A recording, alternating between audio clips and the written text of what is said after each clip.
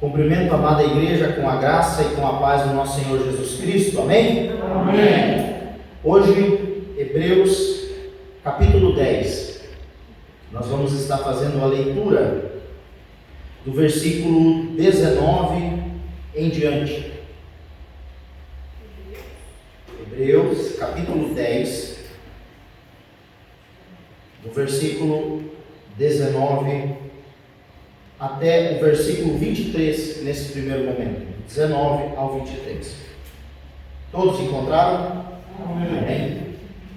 Diz assim a palavra do Senhor: Tendo, pois, irmãos, ousadia para entrar no santuário pelo sangue de Jesus, pelo novo e vivo caminho que Ele nos consagrou pelo véu, isto é, pela sua carne.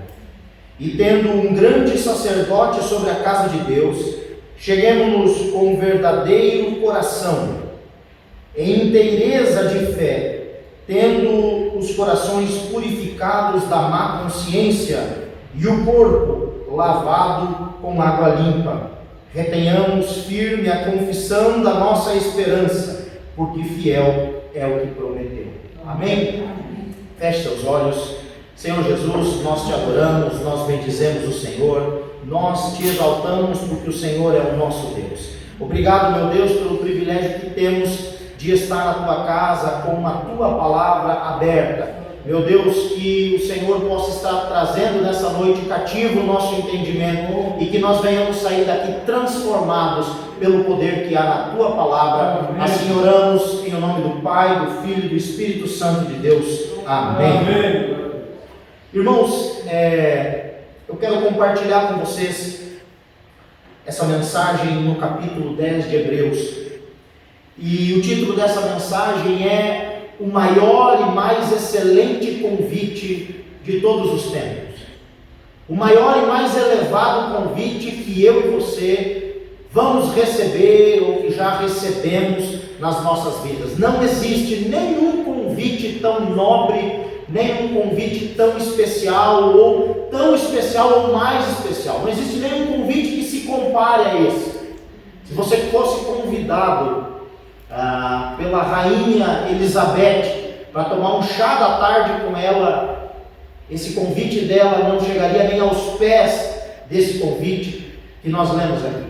Se você fosse convidado pelo presidente da República para ir tomar um café da tarde com ele, esse convite não chegaria nem aos pés desse. Não existe convite de aniversário ou festa de casamento, qualquer convite que seja maior do que este convite aqui que o Senhor Jesus Cristo nos faz, que o Senhor Jesus Cristo nos fez, que alguns já estão aproveitando das bênçãos e da beleza deste convite, enquanto outros estão menosprezando, enquanto outros estão desperdiçando, enquanto outros não estão dando ouvidos a esse convite.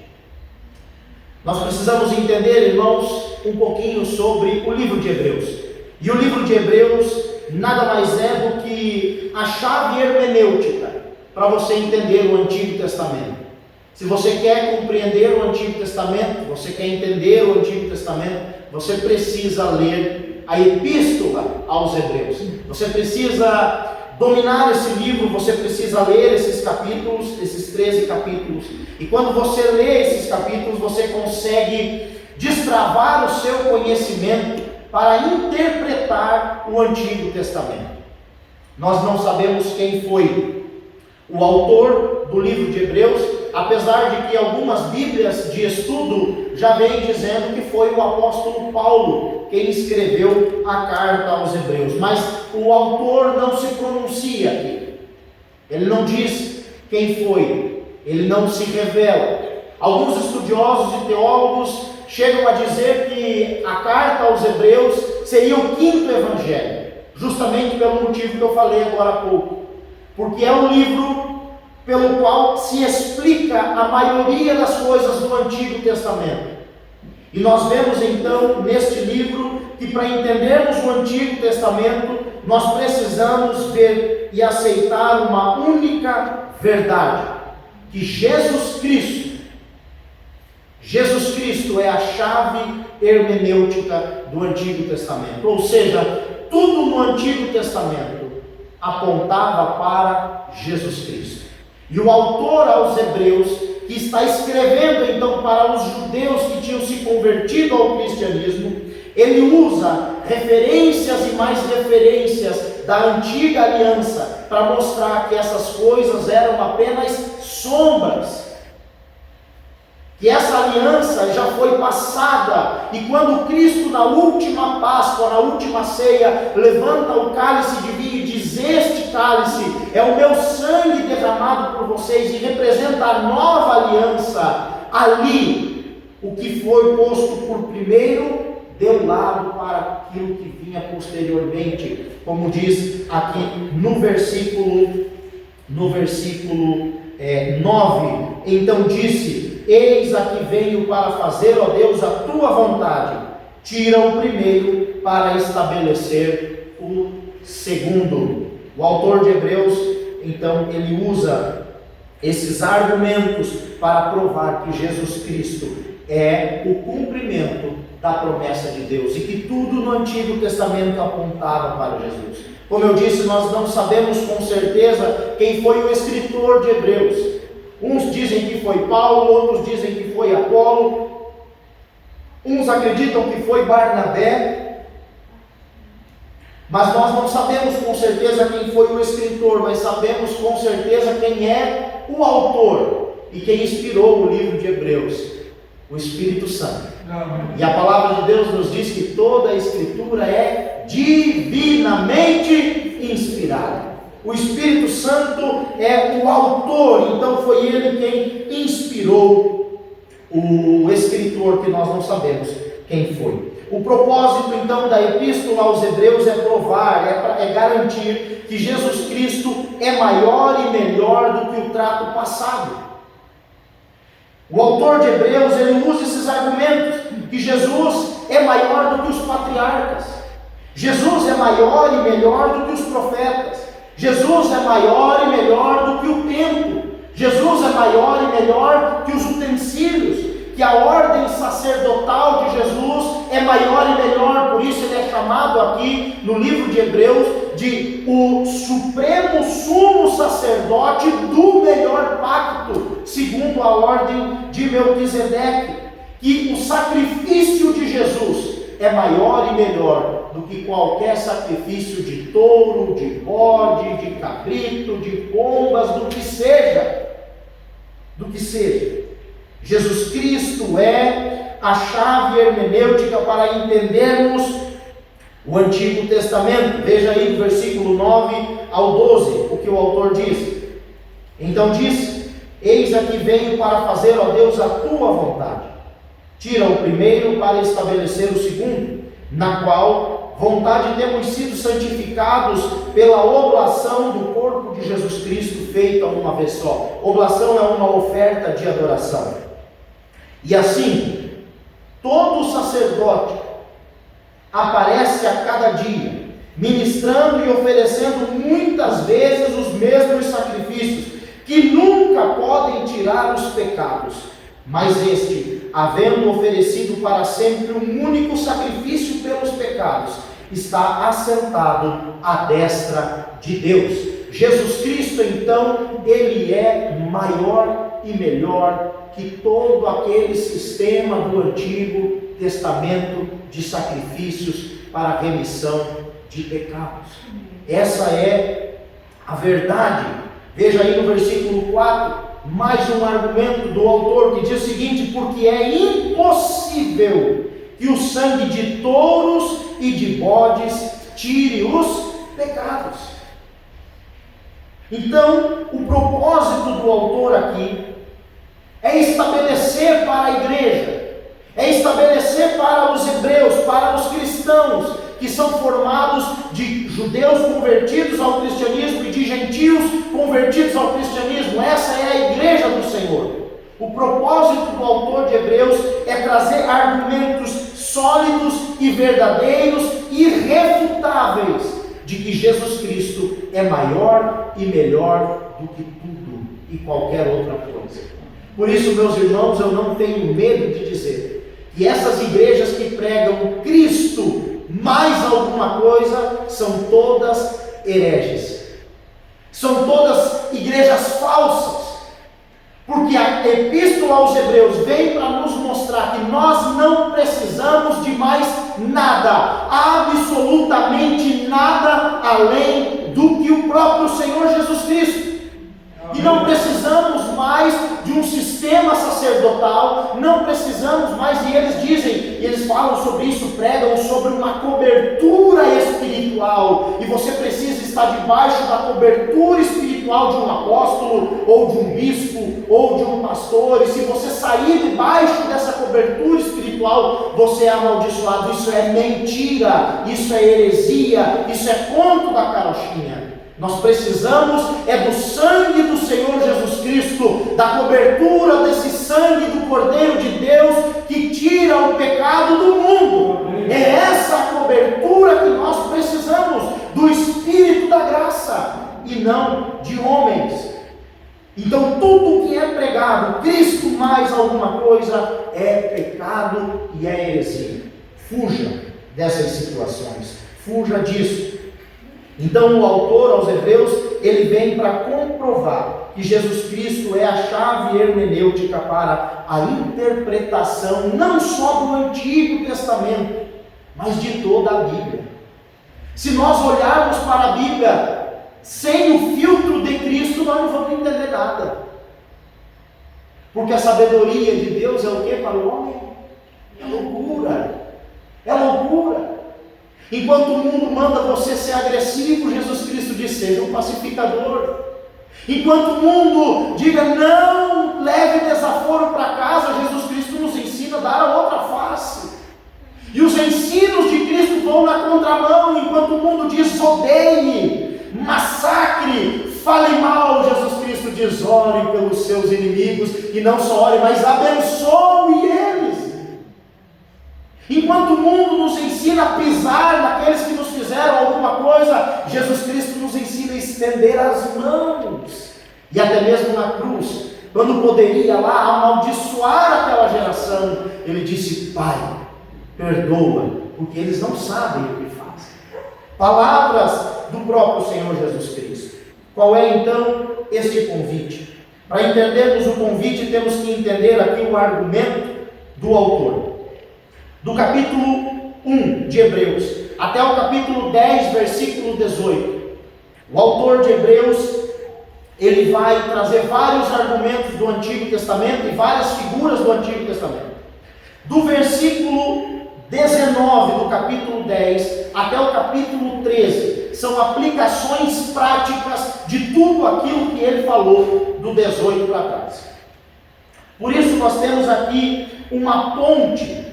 Quando ele diz esta palavrinha, tendo, pois, irmãos, ousadia, ou seja, ele está ligando o que fora dito com o que vai ser dito. O versículo 19 é uma transição. Essas duas palavrinhas são muito importantes, porque elas conectam. Não se encerrou um assunto no versículo 18 e começou outro assunto no versículo 19. Não. Até o 18 veio na teoria e agora do 19 em diante é prática. O que ele falou nas aulas passadas, agora ele vai para a ação prática. Tendo, pois, irmãos, ousadia para entrar no santuário pelo sangue de Jesus.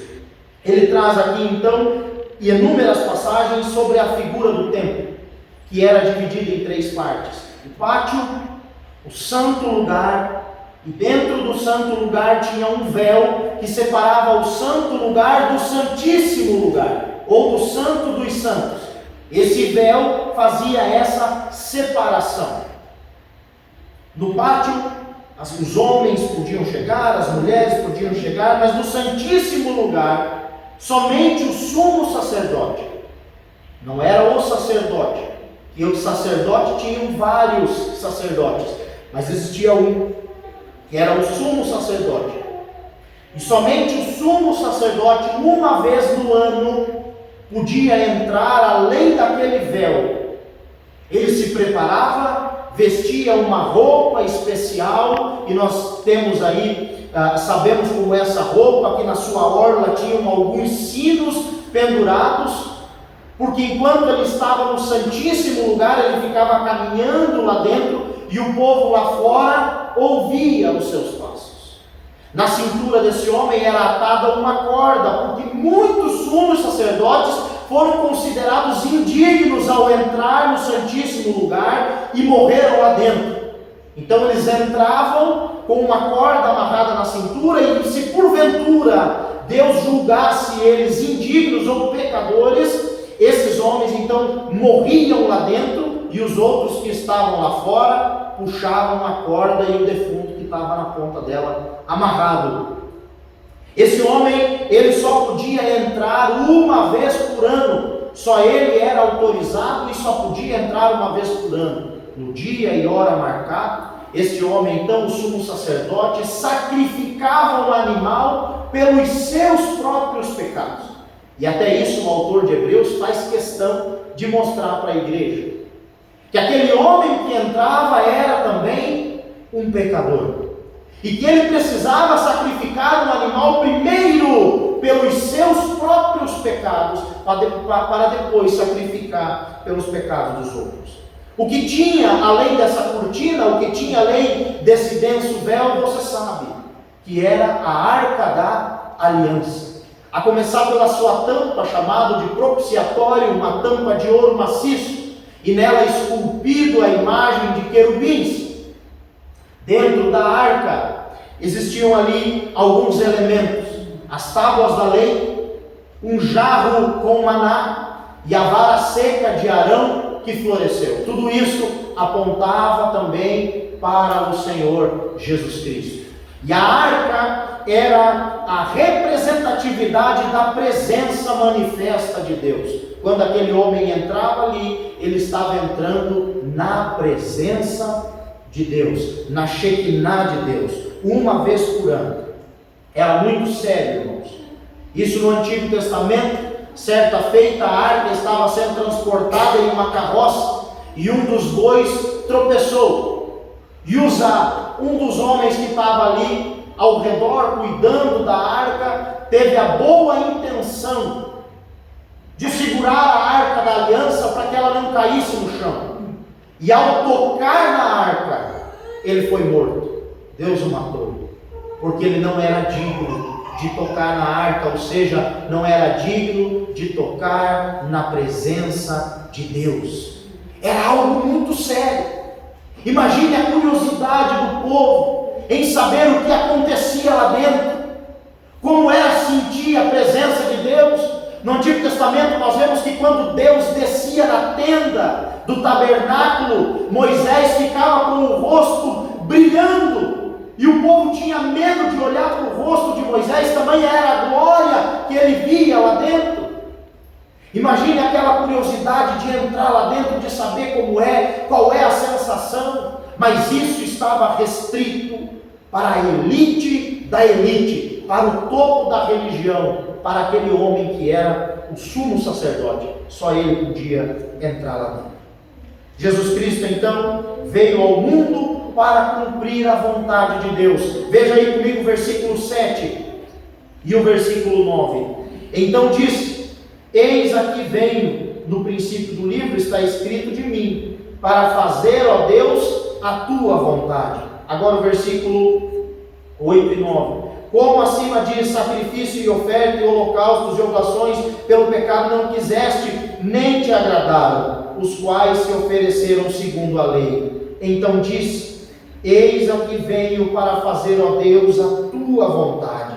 Tira o primeiro para estabelecer o segundo. No princípio, Jesus Cristo disse: eis que venho nesse corpo para fazer a vontade do meu Pai, para fazer a vontade daquele que me enviou. E agora no versículo 9, versículo 8, ele diz: sacrifício o Senhor não quis, oblação, oferta de adoração o Senhor não quis, oferta queimada, holocausto o Senhor não quis, porque tudo isso foi oferecido segundo a lei. Segundo a lei. Sabe por que, irmãos, Jesus Cristo veio? Em primeiro lugar, para fazer a vontade do Pai. E em segundo lugar, porque todos nós, toda a humanidade, toda aquela geração, e a nossa, se tivesse vivido sob a lei, fracassaram. Fracassaram porque ninguém passou pelo crivo da lei, ninguém foi achado digno, e todos diante do crivo da lei foram considerados condenados e reprovados. Jesus Cristo disse aí no versículo 8, que todos os sacrifícios, todos os tipos de oferta foram recusados por Deus, porque foram oferecidos segundo a lei. Então no versículo 9 ele disse: eis aqui venho para fazer, ó Deus, a tua vontade. Se no princípio, enquanto Jesus estava caminhando com os discípulos, várias vezes ele disse que ele veio para cumprir, a fazer a vontade do Pai, agora pela segunda vez, Jesus Cristo no jardim do Getsemane, orando em agonia, em extrema agonia, suando gotas de sangue, diz: Pai, afasta de mim esse cálice, mas que não seja feita a minha vontade, mas que seja feita a tua vontade. Jesus Cristo então veio ao mundo para cumprir a vontade do Pai. Na celebração da última Páscoa, ele disse, com o cálice na mão, que representava o seu sangue, e disse: eis aqui a nova aliança. Ou seja, aquela aliança passada já não valia mais, e nós estamos agora diante da aliança da graça. Sabe por que nós fomos reprovados diante da aliança da lei? Porque na aliança da lei, a nossa salvação dependia do nosso esforço, e todos foram reprovados, nenhum foi achado digno. Mas debaixo dessa aliança, todo o esforço demanda do próprio Deus, do sacrifício de Jesus Cristo por nós. Por isso, olha o que o autor diz aí no versículo 10: na qual vontade temos sido santificados pela oblação do corpo de Jesus Cristo, feita uma vez. Sabe por que nós servimos a Deus? Sabe por que nós amamos a Deus? Porque Jesus Cristo nos amou primeiro. Sabe por que o nosso nome está escrito no livro da vida? Não porque nós oramos muito, ou porque jejuamos muito, ou porque somos muito piedosos, porque somos dizimistas, porque nós somos frequentadores assíduos da igreja. Nada disso. Você não é salvo porque você guarda o sábado, ou você guarda o domingo. Você não é salvo porque você não come esse tipo de carne, ou você não bebe aquele tipo de bebida. Você não é salvo pelo seu esforço. Você é salvo e foi salvo pela vontade única e exclusiva de Jesus Cristo. Amém. É isso que ele diz aqui no versículo 10: na qual vontade temos sido santificados. Você não abre mão do pecado pela sua própria vontade, mas pela vontade de Jesus, que se ofereceu como oferta de adoração a Deus, sacrifício vivo, feito uma única vez. E Jesus então, ele diz: Pai, que não seja feita a minha vontade, mas que seja feita a tua vontade. Mais um pouco à frente, quando Jesus Cristo já está na cruz, em um do seu último brado, ele diz: está consumado. E algo acontece aqui para nós entrarmos nesse convite e entendermos esse glorioso convite. Aquele denso e espesso véu, lindo véu, lindo. Procure no Antigo Testamento, dê uma pesquisadinha para você ver como aquele véu era lindo. Aquele denso véu foi rasgado do alto até embaixo. Quando Jesus Cristo brada na cruz: está consumado, tetelestai, está pago, está consumado, como se as mãos de Deus pegassem aquele véu e rasgassem do alto até abaixo. O sacrifício de Jesus. Deus rasgou o véu por intermédio do sacrifício de Jesus, do seu sofrimento, das suas feridas, das suas dores, pelo novo e vivo caminho que Ele nos consagrou, pelo véu, isto é, pela sua carne. Foi porque a carne de Jesus foi rasgada, foi dilacerada, foi moída, foi transpassada por uma lança, que o véu se rasgou. E agora Jesus então faz o maior e mais excelente convite das nossas vidas. É como se Jesus estivesse no santíssimo lugar. O véu foi rasgado do alto a baixo. E esse convite é: venham para cá. Vocês podem vir agora. Cumpriu-se a lei. É como se Jesus estivesse dizendo: eu destruí na minha carne todo o impedimento, e agora vocês podem sair da onde vocês estão. Vocês podem sair dessa cegueira espiritual que vocês estão vivendo. Vocês podem ir além, vocês podem vir aqui, vocês podem tirar todas as dúvidas. Existe agora um novo e vivo caminho para vocês trilharem. Em João capítulo 10, ele diz: eu sou o caminho. Aliás, João 14, eu sou o caminho, a verdade e a vida. Entenda que no mundo existem vários caminhos, várias verdades e vários estilos de vida. Mas Jesus Cristo, ele é singular no que ele diz. Enquanto o mundo prega vários caminhos, Jesus diz: eu sou o caminho. Enquanto o mundo diz cada um tem a sua verdade, porque a verdade é relativa, Jesus Cristo diz: não, eu sou a verdade. E enquanto o mundo diz: viva a vida do jeito que você quiser, porque a vida é sua, Jesus diz: não, eu sou a vida. Nós temos um caminho para trilhar, que é Cristo. Nós temos uma vida para viver, que é Cristo. A nossa vida precisa ser parecida com a dele, a nossa vida precisa imitar a vida dele, como o apóstolo Paulo disse: agora não sou mais eu quem vivo, mas Cristo vive em mim. E nós temos essa verdade no nosso coração. Qual é a verdade? O próprio Cristo. Não precisamos mais de atravessadores, não precisamos mais de ninguém para nos conduzir, ou ninguém para perdoar os nossos pecados, porque isso Jesus fez na cruz. Ele rasgou o véu através da sua carne, ele tirou todo o impedimento humano. E o interessante é que o véu se rasgou do alto até embaixo.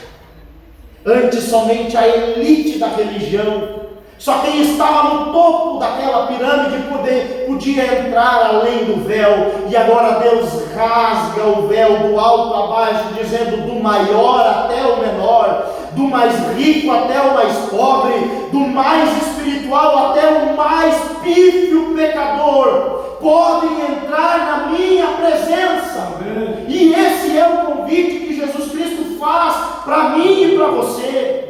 Saia da onde você está e venha para a minha presença. Venha para a minha presença. Esse é o desejo do coração de Deus, que você ande por esse novo e vivo caminho que Ele nos consagrou pelo véu, isto é, pela sua carne. O apóstolo que escreveu, o apóstolo ou o autor que escreveu, se eu não me engano, no capítulo 4, abra comigo aí.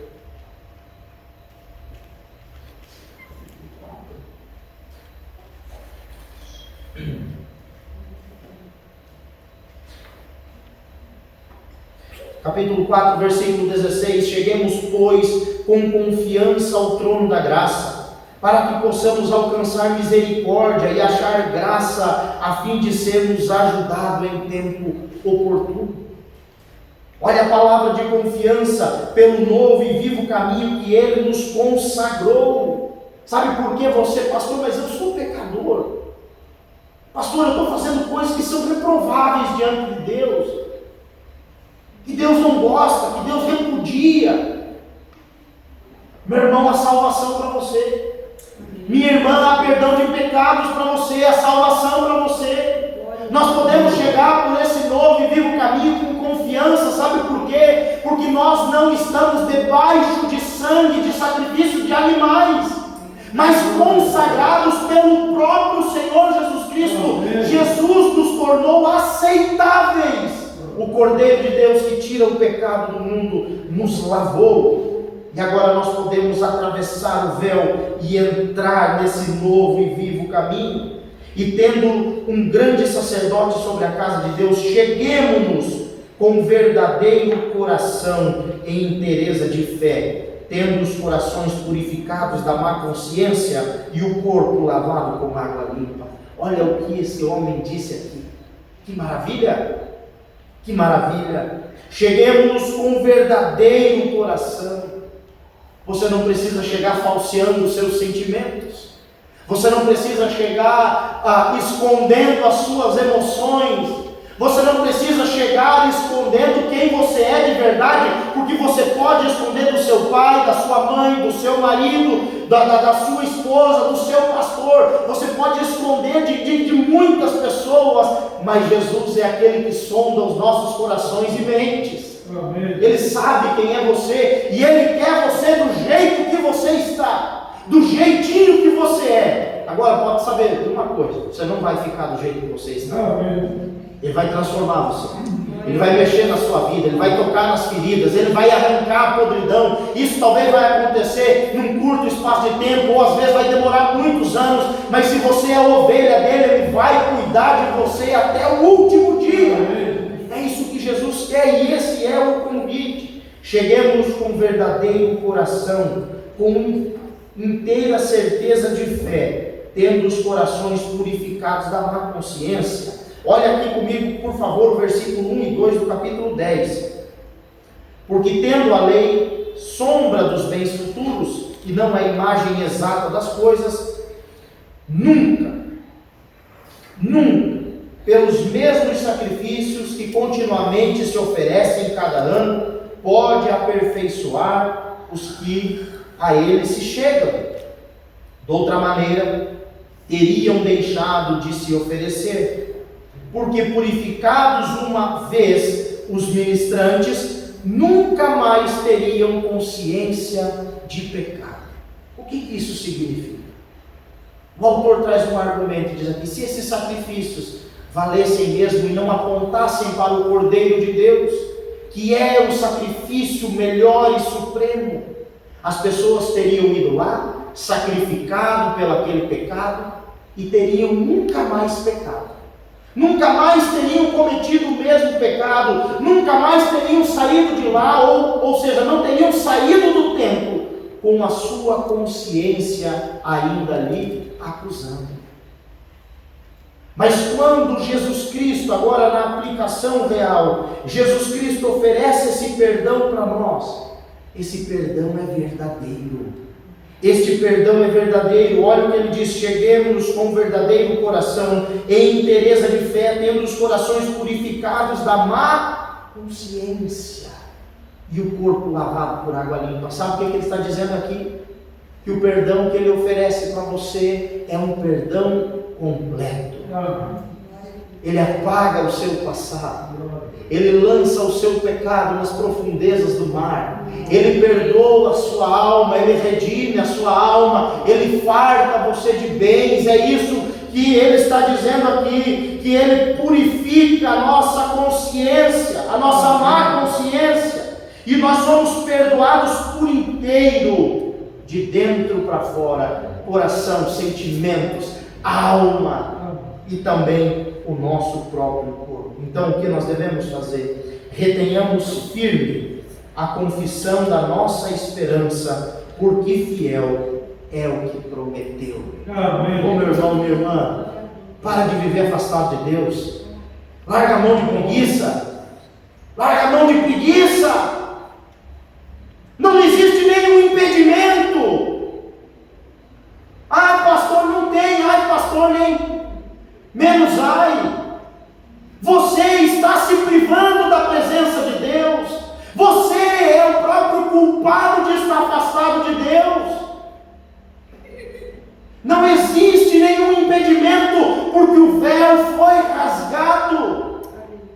Antigamente, na antiga aliança, se qualquer outra pessoa, além do sumo sacerdote, quisesse entrar naquele lugar, era morto. Até mesmo o sumo sacerdote não podia entrar se não fosse naquele dia e hora marcada. Agora é como se Jesus estivesse dizendo para você, dizendo: não tem mais. Eu sou o caminho. Mas em João capítulo 10 ele diz: eu sou a porta. porta essa que as minhas ovelhas entram e saem e acham pastagem. Ele é o caminho e Ele é a porta. E Ele diz: agora eu preparei para vocês um novo e vivo caminho, e vocês podem entrar aqui, vocês estão consagrados. Venham a mim, todos vocês que estão cansados e sobrecarregados, e eu vos aliviarei. O convite está sendo feito. Venham a mim, venham a mim. Venham com o coração do jeito que magoado, triste, humilhado, enfim, decepcionado. Venham e vocês vão encontrar perdão completo. Perdão completo. Agora nós precisamos, irmãos, reter firme a nossa confissão, a nossa esperança. Por quê? Por que nós podemos acreditar nesse convite? E então ele encerra com a frase final aqui, dizendo que nós podemos acreditar nesse convite, porque fiel é aquele que prometeu. Amém. Fiel é aquele que prometeu. Eu não sei a que ponto você está da sua vida com Deus, e se existe algum nível, que nível você está. Saiba que tem muito mais para você experimentar. Tem coisa nova, tem renovo, tem bálsamo, tem cura, tem bênção, tem presença de Deus, tem mover do Espírito Santo, tem muito mais para você experimentar. Tem perdão. Você que está em pecado, tem perdão. É só chegar até Jesus com o coração verdadeiro e dizer: Senhor, eu preciso. Você que está sendo aprisionado por algum pecado, por algum comportamento, chega até Jesus. Há esperança para você. Há esperança. Pastor, eu quero mais de Deus. Eu era tão bom, pastor, eu tinha uma intimidade com Deus. Saiba que a glória da segunda casa é maior do que a da primeira. Faça como o filho pródigo: levantar-me-ei.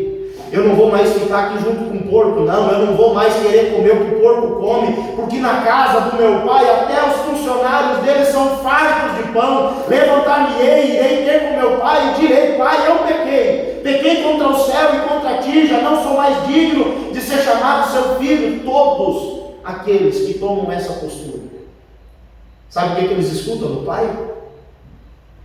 Somente as ordens para os funcionários. Enquanto o filho está soltando todo o discurso decorado, o pai está dizendo: traga um chinelo novo para pôr no pé dele, sandália nos seus pés, roupa limpa, anel no dedo. Vai lá e mata um novilho cevado, porque o meu filho que estava morto tornou a viver. É isso que Deus tem para você: uma nova vida, um novo começo, e esse novo começo você pode começar a viver agora, hoje. Não deixe para amanhã. Ouça esse convite do Espírito Santo, esse convite de Jesus Cristo, e diga: Senhor, eu não quero mais nem um dia da minha vida ficar afastado do Senhor, nem um dia. Eu quero entrar além do véu, eu quero experimentar algo novo, eu quero a tua presença na minha vida, eu quero sentir o Senhor em mim, eu quero ser direcionado pelo Senhor, porque esse é o convite, o maior convite de todos os tempos. Tendo, pois, irmãos, ousadia para entrar no santuário pelo sangue de Jesus. Pai querido e amado, nós te louvamos, nós te agradecemos, nós bendizemos o teu nome, porque o Senhor é bom, porque o Senhor é o nosso Deus. Pai, que essa palavra não caia no vazio, mas que ela encontre nos nossos corações um terreno fértil e que produza frutos para a eternidade. Assim oramos em nome do Pai, do Filho e do Espírito Santo de Deus. Amém.